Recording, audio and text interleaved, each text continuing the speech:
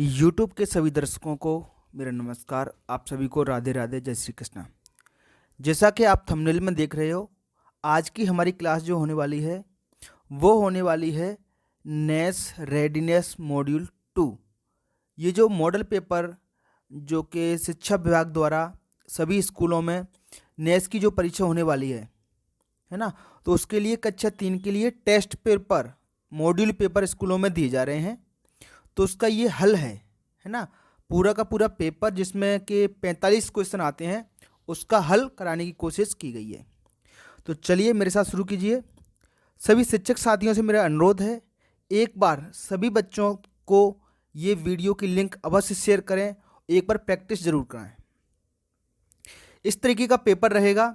ये मैंने किसी एक बच्चे का पेपर है, शासकीय प्राथमिक विद्यालय लोहारी खुर्द। तो इस तरीके का पेपर रहेगा। कुल प्रश्नों की संख्या रहेगी 45। समय इसके लिए 90 मिनट निर्धारित रहेगा। एक प्रश्न के लिए लगभग 2 मिनट है। कक्षा 3 का नेस रेडनेस मॉड्यूल 2 मतलब मॉडल पेपर 2 है ये। इसका रिकॉर्ड शिक्षक साथियों को अपने स्कूल में भी रखना है और बच्चों को ये हल भी कराना है। तो प्यारे बच्चों, जो मुझे इस वक्त देख रहे हैं, इस वीडियो से आपकी तैयारी और स्ट्रांग होगी। जो प्रश्न आपके टेस्ट पेपर में गलत थे उनको यहाँ से आप सही कर सकते हो और सीख सकते हो। एक प्रश्न के 4 विकल्प रहेंगे और आपको OMR शीट भी दी जाएगी, जिसमें कि सही विकल्प पर आपको गोला काला करना है।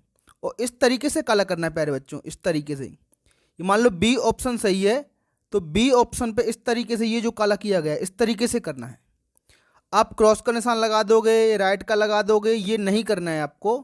केवल सही जो उत्तर है उस पर गोला ऐसे ब्लैक कर देना है। बाकी OMR शीट किस तरीके से भरी जाएगी इसके बारे में मैं अलग से वीडियो बना दूंगा। तो चलिए शुरू करते हैं आज की क्लास। ये आपको एक पैराग्राफ हिंदी का दिया गया है, ठीक है। इसको पढ़ना है। इसके बाद नीचे दिए हुए 5 प्रश्नों के उत्तर आपको देने हैं, प्रश्न क्रमांक 1 से लेकर 5 तक। तो किस तरीके से हल करना है? तो प्यारे बच्चों, सबसे पहले तो इस जो कहानी या जो गद्यांश दिया गया है उसको आपको ढंग से पूरा पढ़ना है। फिर देखिए जरा, एरिवार्यम किसके अधीन गठित की जाती है? तो बेटा ये शब्द अधीन गठित की जाती है, ये शब्द जहां मिलेंगे वहीं पर इसका आसपास आपको आंसर मिल जाएगा। देखो, ग्राम पंचायत के भीतर ही, तो ये लिखा हुआ है ग्राम पंचायत के भीतर ही एक और संस्था होती है एरिवार्यम। तो एरिवार्यम किसके अंतर्गत गठित की जाती है? ग्राम पंचायत की। बेटा इस पर जो निशान लगे हों उन पर गौर मत करना, ये किसी एक बच्चे की है, गलत आंसर हो सकते हैं। तो इसका सही आंसर है बी, ये वाला ऑप्शन सही है। ग्राम पंचायत के अंतर्गत ये गठित की जाती है। दूसरा प्रश्न है बेटा, एरी तालाब मुख्यतः किस लिए बनाए जाते हैं? एरी तालाब मुख्यतः किस लिए बनाए जाते हैं? तो बेटा यहां से देखिए जरा, इनका क्या कार्य होता है? सिंचाई उपयोग, सिंचाई में काम हो रहा है। किसमें हो रहा है? सिंचाई के लिए। तो इसका आंसर सी सही है, एरी तालाब मुख्यतः सिंचाई के लिए। तो पहले का आंसर बी सही है, बी नंबर का गोला काला करेंगे, और दूसरे में सी नंबर का। प्रश्न क्रमांक 3 की तरफ बढ़ते हैं। एरिवार्यम के सदस्यों की संख्या कितनी होती है? तो ये शब्द देखिए जरा, सदस्यों की संख्या जहां पर मिले वहीं आपको आंसर मिल जाएगा। तो सदस्यों की संख्या कितनी होती है यहां देखिए जरा। एरिवार्यम में गांव के 6 सदस्य, देखो सदस्य लिखा हुआ है, इसके बगल में लिखा है 6 सदस्य। तो प्रश्न क्रमांक 3 का आंसर हो जाएगा 6 सदस्य। कौन से ऑप्शन पे प्यारे बच्चों? ये डी ऑप्शन सही है इसका, ये ठीक प्यारे बच्चों, 6 सदस्य। प्रश्न क्रमांक 3 का आंसर रहेगा डी। प्रश्न क्रमांक 4, एरिवार्यम के सदस्यों को उनकी अवधि के पूर्व कब हटा सकती है? तो इसका आंसर है बेटा सी, काम ठीक न करने पर। ये जो 6 सदस्य थे इनको हटा सकते हैं। ये चीज कहाँ लिखी है देखो जरा, ये लिखा है एरिवार्यम के 6 सदस्य इन कामों को ठीक नहीं कर पाए तो उन्हें नियुक्ति की अवधि में पूरी होने से पहले भी हटाया जा सकता है। हटाने की बात हो रही है कब? काम ठीक न करने पर। ठीक है प्यारे बच्चों, तो इसका आंसर हो जाएगा सी नंबर, प्रश्न नंबर 4 का सी। प्रश्न नंबर 5 पे क्या है बेटा? व्यवस्था शब्द में कौन सा उपसर्ग, अच्छे से समझिए, उपसर्ग लगाने से उसका विपरीत अर्थ हो जाएगा। उपसर्ग जैसे न्याय, एक शब्द है बेटा न्याय, ध्यान से समझना। तो इससे पहले मैं कौन सा शब्द लगा दूं? मान लो अ लगा दिए, अ, तो ये अ मेरा उपसर्ग हो गया और शब्द बन गया न्याय से अन्याय, और ये इसका विपरीत भी है बेटा। तो अ लगाने से शब्द विपरीत हो जाता है। तो व्यवस्था में हम क्या लगा दें? अ लगा दें, ए ऑप्शन इसका सही होगा। अशब्द लगा दें तो क्या बन जाएगा बेटा? अव्यवस्था। अव्यवस्था जो कि आपका व्यवस्था का विपरीत भी है। ठीक है, यही पूछा गया था। अगले प्रश्न की तरफ चलते हैं बेटा। नीचे दिए विज्ञापन को पढ़िए। ये विज्ञापन किसके बारे में है, क्या क्या इसमें ऑफर है ना? तो एक बार पढ़ते हैं। दाडिम दंत मंजन, दंत मंजन कौन सा बेटा? दाडिम, दांतों को मोती जैसा चमकाए, कैसा चमकाएगा? मोती जैसा। मसूड़ों को मजबूत बनाएगा। इसकी कीमत है बेटा 49 रुपये। एक साथ 2 पैक खरीदने पर एक टूथब्रश भी फ्री है, ये ऑफर है आपके लिए। तो विज्ञापन में बताए गए दंत मंजन का नाम क्या है?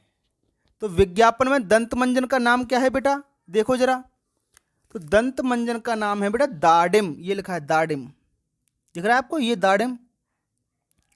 तो पहले का आंसर हो जाएगा दाडिम।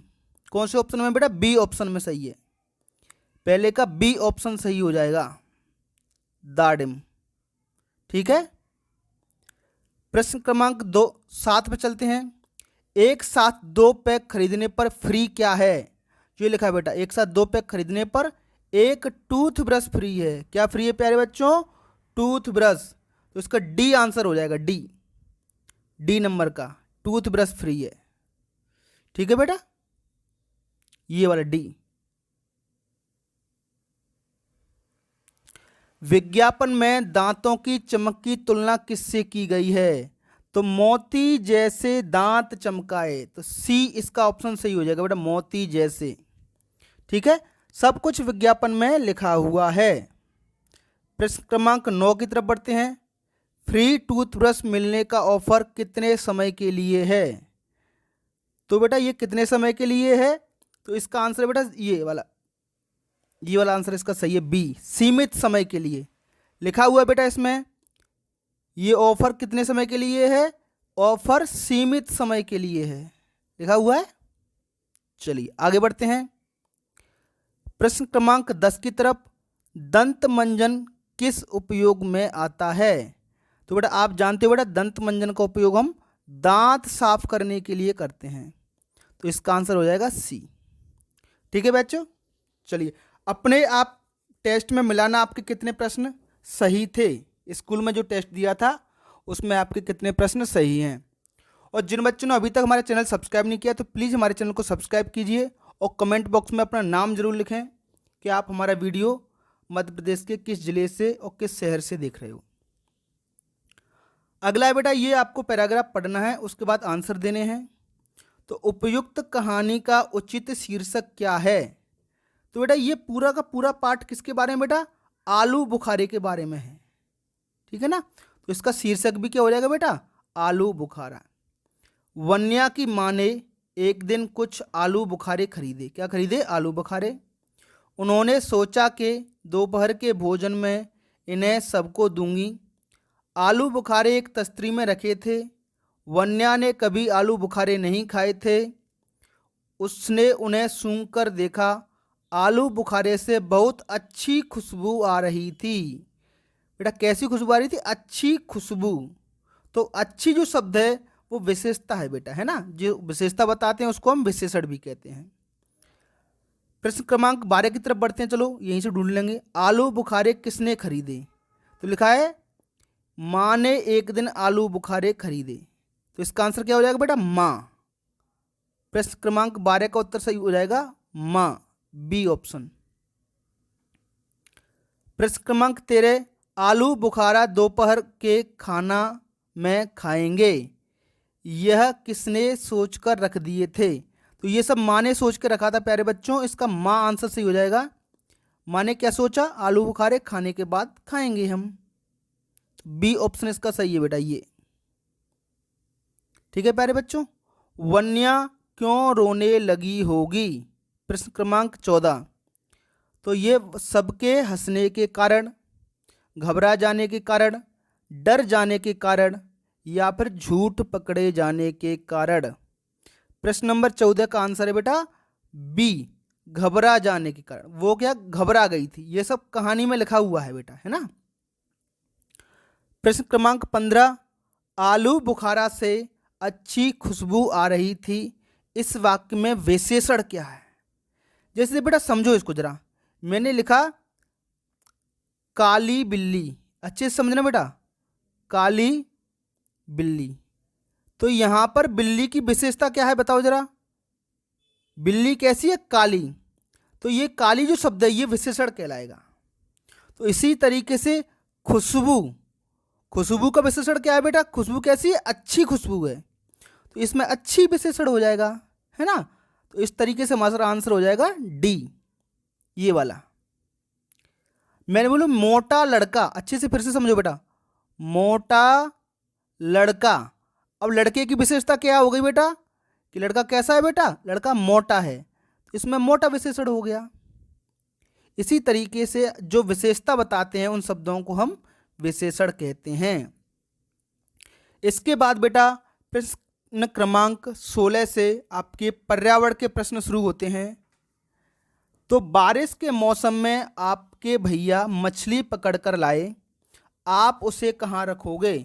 बेटा मछली को पकड़ के लाएंगे तो उसको हम पानी में रखेंगे, अगर आप पानी में नहीं रखोगे तो वो मछलियाँ खराब हो जाएंगी, इसका आंसर हो जाएगा बी। बेटा रेत में हम रख नहीं सकते हैं मछलियों को, बिस्तर में क्यों रखोगे, मिट्टी में क्यों रखोगे आप? एक ही ऑप्शन सही है, पानी में। प्रश्न क्रमांक 17, ऐसे कौन से जीव हैं जो हमारी मर्जी के बिना हमारे घर में रहते हैं? बेटा कुत्ता नहीं रह सकता मर्जी के, उसको हम भगा देंगे, बिल्ली भी को भगा देंगे, लेकिन चूहा ऐसा जानवर है जिसको हम भगा नहीं पाते हैं, वो हमारी बिना मर्जी के हमारे घर में रहता है, तो इसका भी आंसर हो जाएगा बी। प्रश्न क्रमांक 18, आप विद्यालय में कचरा कहाँ डालते हैं? तो विद्यालय में बेटा कचरा टेबल के नीचे नहीं डालेंगे हम, क्यारी में भी नहीं डालेंगे, दोस्त के बस्ते में नहीं रखना चाहिए, इसका सही आंसर हो जाएगा डी, डस्टबिन में। अच्छे से समझ लो, आपको विद्यालय में कचरा डस्टबिन में ही डालना होता है, डस्टबिन मतलब कूड़े का डब्बा। प्रश्न क्रमांक 19, लंच बॉक्स में खाना बच जाने पर उसे कहाँ डालना चाहिए? मान लो बेटा आप स्कूल में टिफिन लेके आए हो, आपने खाना खाया लंच में, कुछ खाना बच गया, उसे कहाँ डालोगे? तो बेटा खाना कैसा होता है बेटा? गीला होता है खाना हमारा, इसको अच्छे से समझिए आप। अपना जो खाना होता है वो गीला होता है, और गीला जो कचरा होता है, जो बचा हुआ व्यर्थ पदार्थ होता है, उसको हमेशा हम हरे कचरे के डब्बे में डालते हैं। किस में डालते हैं बेटा? गीले कचड़े को हम हरे में डालते हैं, और सूखे कचड़े को हम नीले में डालते हैं। याद रखो, नीले में क्या डालेंगे बेटा? सूखा कचड़ा। आपका खाना कैसा है? गीला, और गीले को डालेंगे बेटा हरे डब्बे में। डब्बों के रंग होते हैं बेटा, गीला कचड़ा हरे डब्बे में, क्योंकि पेड़ पौधे हरे होते हैं इसलिए गीला कचड़ा हरे में, ठीक है, और सूखा कचड़ा नीले में।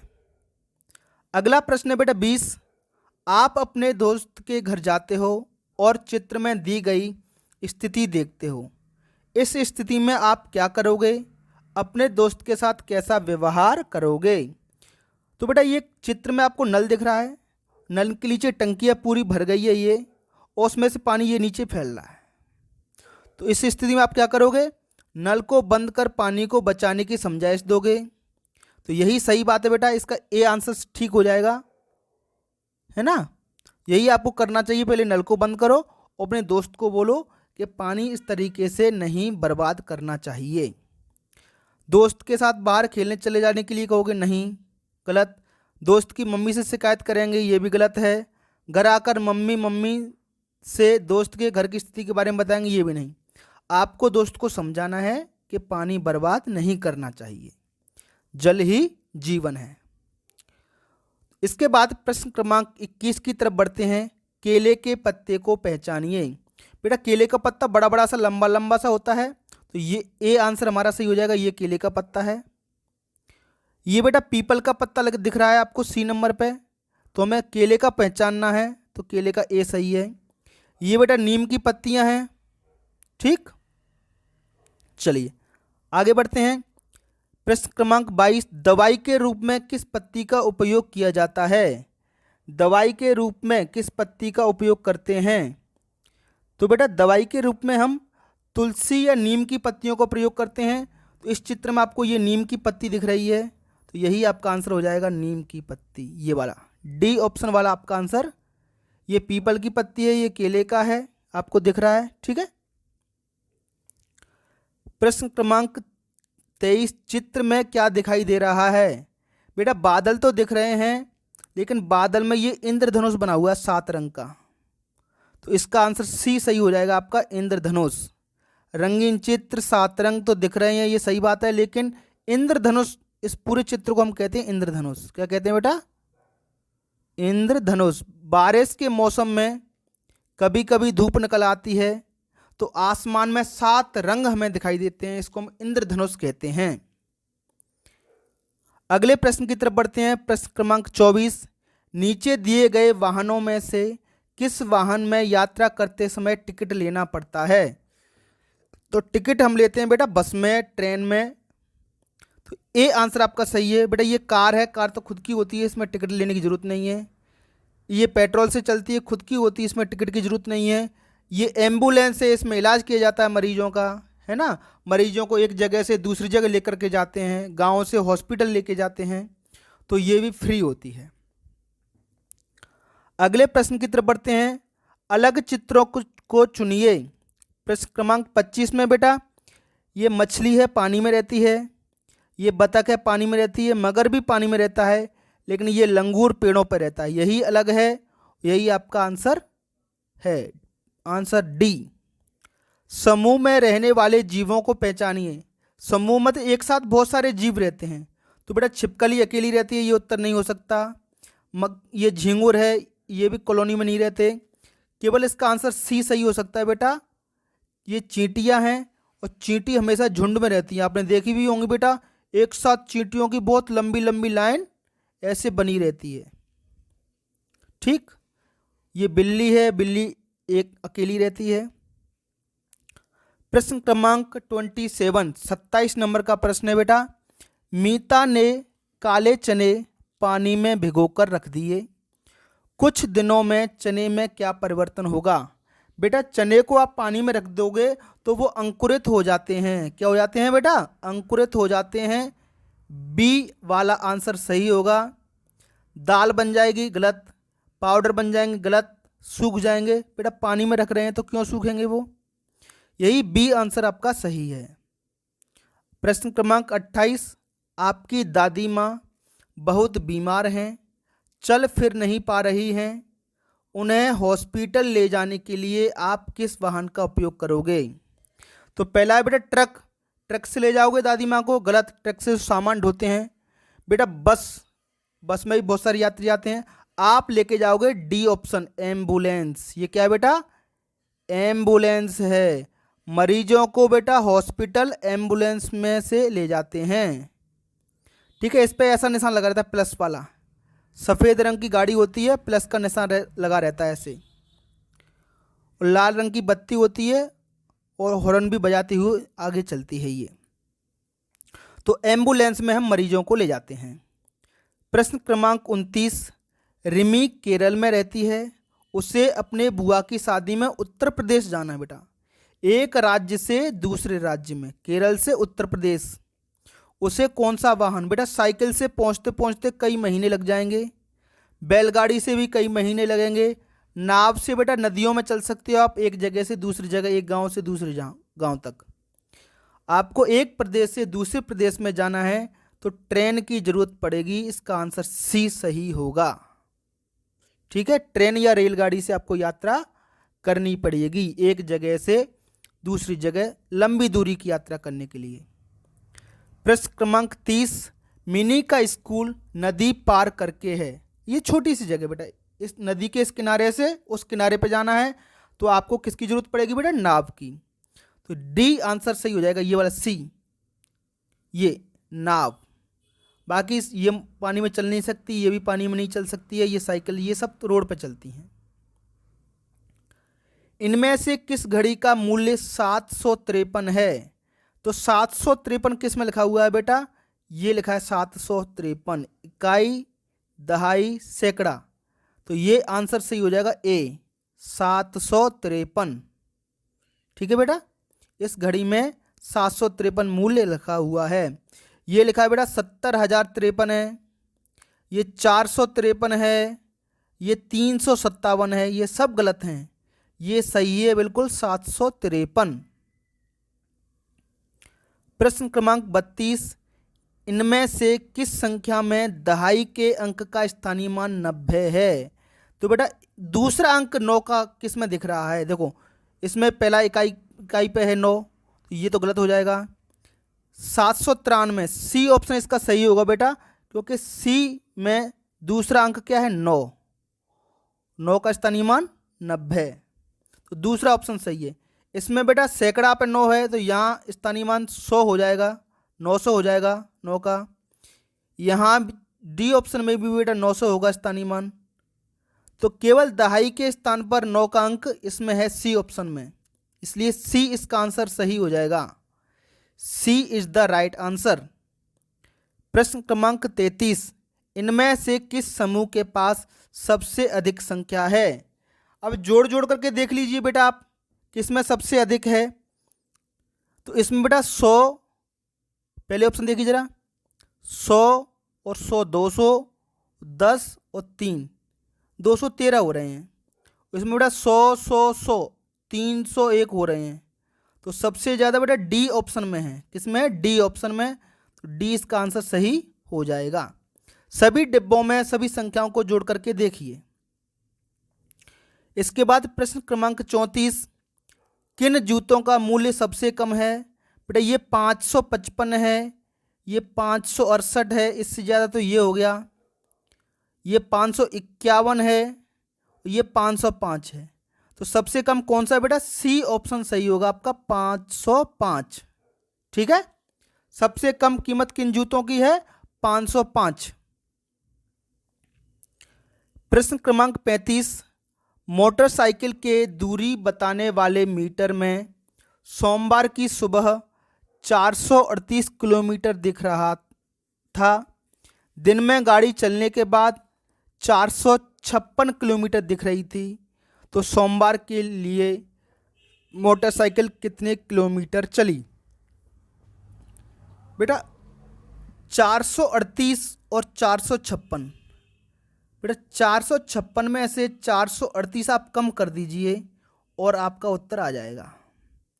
438 मीटर में पहले से था और फिर 456 चलने के बाद हो गई, इसका आप घटाव कर दीजिए और आपका आंसर आ जाएगा। बेटा 6 में से 8 कम करते हैं तो एक बंडल इधर ले लेंगे तो ये 16 हो जाएगा, और तो 16 में से 8 कम करो तो 8 बचेंगे।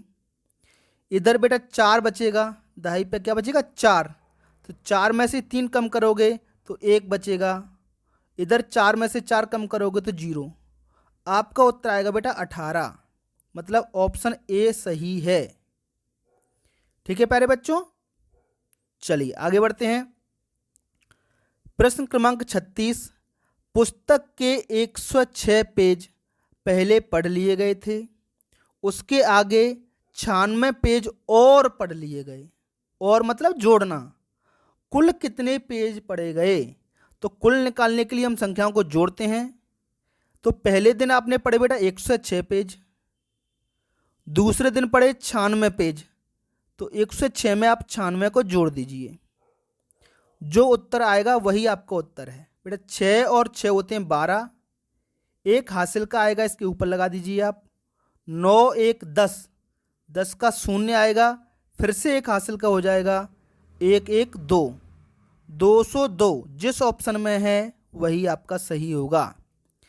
मतलब बी ऑप्शन सही है, 202। ठीक है प्यारे बच्चों, प्रश्न क्रमांक 36 का उत्तर होगा बी।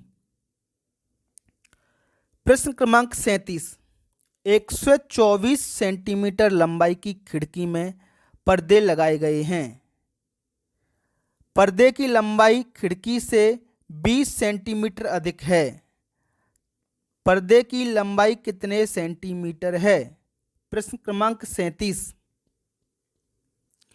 तो इसका आंसर आ जाएगा बेटा 144। क्या आंसर होगा इसका बेटा? 144। 124 और 20 को जोड़ दीजिए, 120 और 24 जोड़ दो इसको बेटा, तो आपका आंसर आ जाएगा बी। ऑप्शन बी आपका आंसर सही हो जाएगा। जोड़ कर लोगे बेटा आप? चलिए, बिल्कुल सरल जोड़ है। प्रश्न क्रमांक 38, दी गई आकृति में कुल कितने त्रिकोण हैं? कुल कितने त्रिकोण हैं? त्रिकोण गिनने हैं आप, गिनो जरा। थोड़ा एक त्रिकोण तो ये हो गया, दिख रहा है आपको?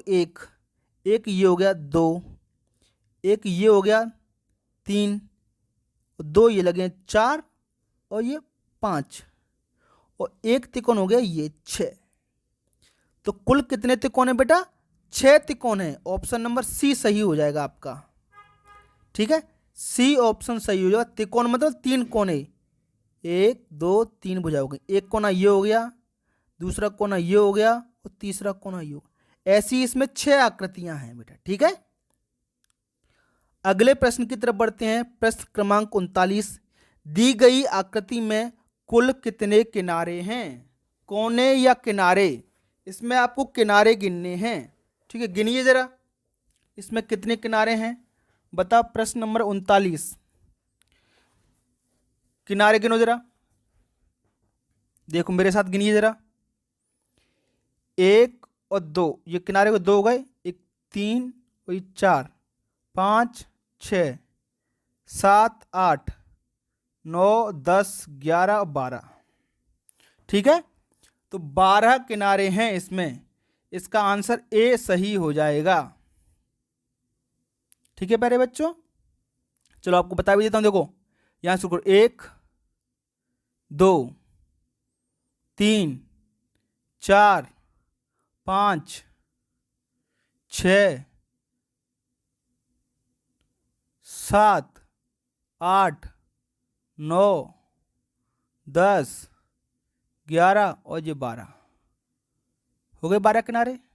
ठीक है, तो इस तरीके देखो, एक यहाँ 1 2 3 4 5 6 7 8 9 10 11 12।